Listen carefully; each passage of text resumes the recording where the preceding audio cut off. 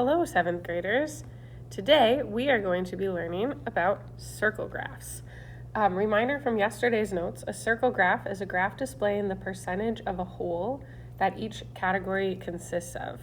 Today we're going to focus on our knowledge that a circle is 360 degrees, and we're going to focus on the amount of the circle that each category should take up based on their percentage of the whole and how many degrees that is out of 360.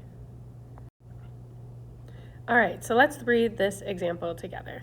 The school pet club voted for club mascot. A circle graph can show the results of the vote. Follow the instructions in parts A through C to complete the table. Then shade and label the circle as described in part D to make a circle graph. So what we know is that there were 10 votes for a pug. There were 6 votes for a Siamese cat, 4 for a parrot, 2 for an iguana, 1 for a mouse, and 1 for a ferret. The first thing we need to do is find the total. So we're going to do 10 plus 6 plus 4 plus 2 plus 1 plus 1. If we add them all together, we should get 24 votes. So go ahead and fill in your notes. That first box is 24. And we said before that the interior angle sum of a circle is going to be 360 degrees.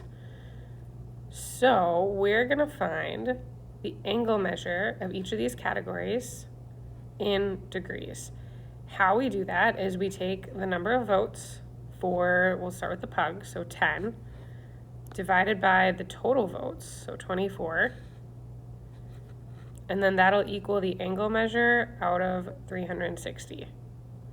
So in your calculator, we can cross multiply now, just like we did last chapter with ratios. We can do 10 times 360 divided by 24. When we type this in our calculator, we get 150. Now that's what we fill in this box. We also could have filled in total here. The total degrees we know is 360. All right, let's practice one more category together, and then I'll have you pause the video and fill in the rest. So a Siamese cat would be 6 times 360 divided by 24. We can just type that into our calculator. We should get 90. So fill in this box with a 90.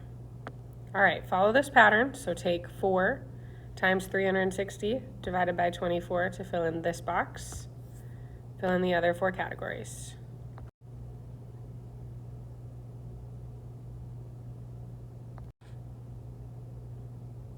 All right, on the next slide, you're going to see a circle graph set up for you that you're going to fill in with this data. There are 12 sectors in that circle. So if we have 12 sectors, we take each of these numbers and just divide by 2 for how many sectors we're going to need to fill in. So pug will take up 5 of the 12 sectors. Siamese will take up 3 of the 12 sectors. A parrot will take up 2 of the 12 sectors. And then we have 1, and then these are each going to be a half. Okay, remember that data because we're going to need it on the next page. Okay, so again, this circle has 12 sectors. We know there are 360 degrees in a circle. Divided by 12 sectors is going to be 30 degrees per sector. Which makes sense because that first row of the table, there were 10 votes, which was 150 degrees, which we said was 5 sectors. And we know 150 divided by 5 is 30. So we can fill out this again with 150 divided by 30 degrees per sector is going to be 5 sectors. So on this graph, we can pick a color for pug. We'll just keep going with blue. And we fill out 5 sectors for pug.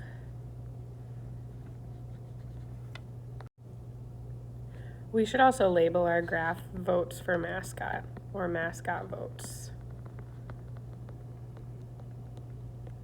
Okay, so next on the table on the last page, and I hope you're referencing it because you should have one PDF of your notes, was the Siamese cat. The Siamese cat should take up 3 sectors, so in a different color. I'm going to shade in 3 sectors. And then we're going to label that Siamese. All right, next on our list was the parrot. The parrot should take up 2 sectors. So in another color, we're going to shade 2 sections for parrot. And we're going to label that parrot. And then next we have the iguana for 1.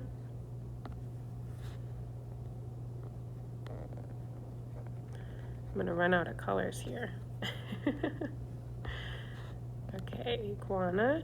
And then that last one is actually split.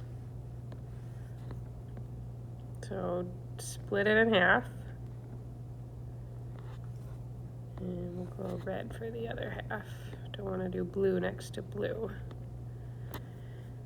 All right, and then we'll label that last one mouse and ferret. So mouse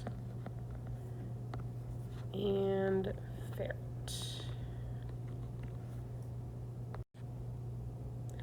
All right, and that is how you split up the sectors of a circle graph. Another way to make a pie chart or a circle graph is by using a spreadsheet.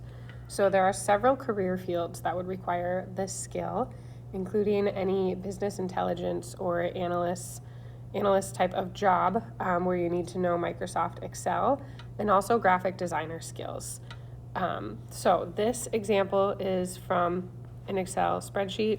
You would enter the first 2 columns of data, and then you would select the cells, and then there's a chart layout option to be able to make a chart of your data.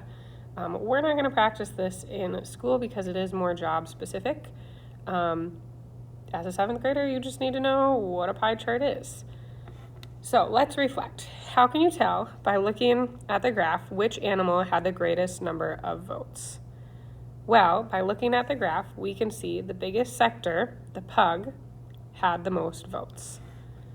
We can also tell the least number of votes by looking at the graph. The smallest sectors would be the mouse and the ferret, which each had 1 vote. So circle graphs are nice because they're pretty easy to read. You might see these on different journalists or news outlets, and that's because the general public understands them pretty well. So what if, suppose the circle graph were not labeled with the number of votes for each animal? How would you find out which animal got 4 votes? Well, if we knew that there were 24 votes total, I know 4 out of 24 is 1/6. So we would have to find which sector takes up 1/6 of the circle. If we imagine the circle in half, we can tell that the parrot takes up 1/6. So we can also use our knowledge of fractions and ratios to be able to read a circle graph. All right, your assignment today is to complete numbers 1 through 6 on this page and then submit it to Canvas.